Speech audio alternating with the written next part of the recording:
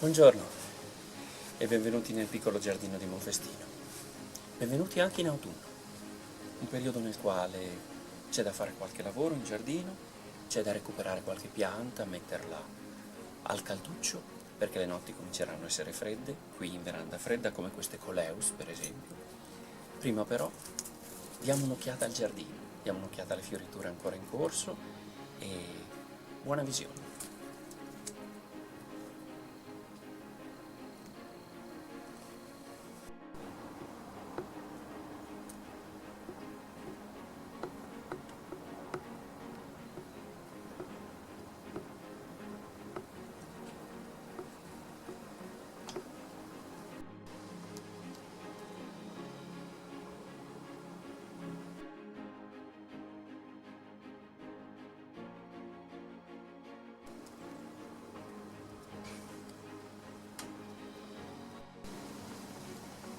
In questo breve giro d'autunno ancora un po' di tagete in fiore, colori spettacolari.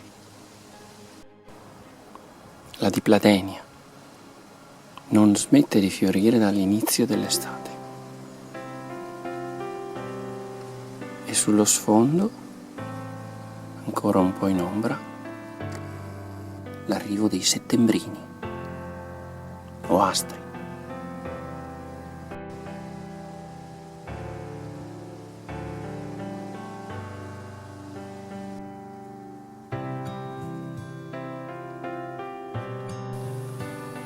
Bocche di leone ancora in fiore, di vari colori.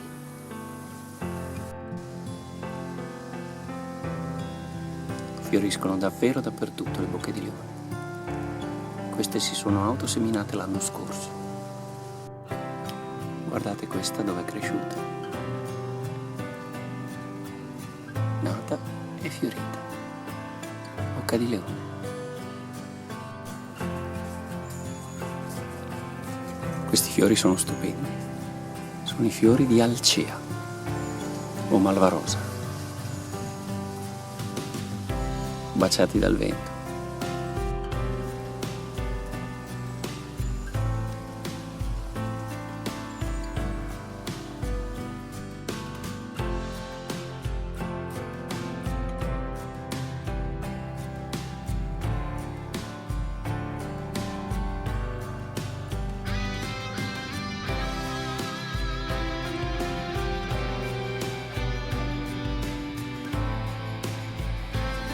Questi sono i giganteschi fiori dell'idrangea paniculata Vanille Fraise. Si stanno seccando, ma sono ancora bellissimi.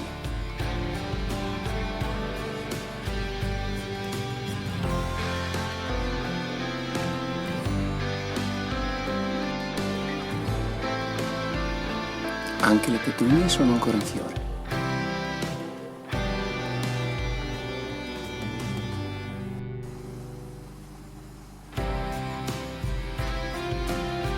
Ed ecco la verbena,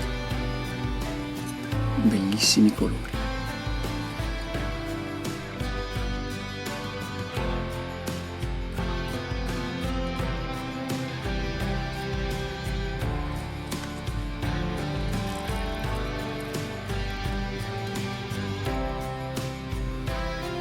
Queste sono le bellissime caratteristiche foglie del Cercis siliquastrum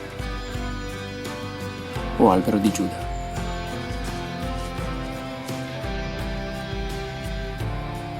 In arrivo anche la fioritura dei topinamburi.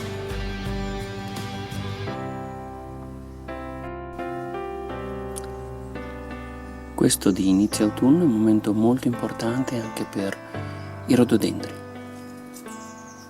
che stanno preparando i boccioli floreali che rimarranno sulla pianta per tutto l'inverno e fioriranno tra aprile e maggio. Questa è una delle nostre tante coleus, quella pianta piccolina che ha dato origine a tante talee. Il colore delle foglie è magnifico.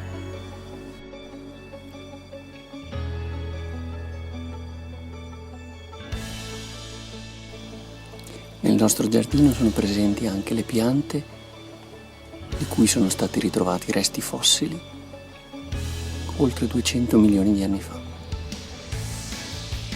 Il ginkgo biloba.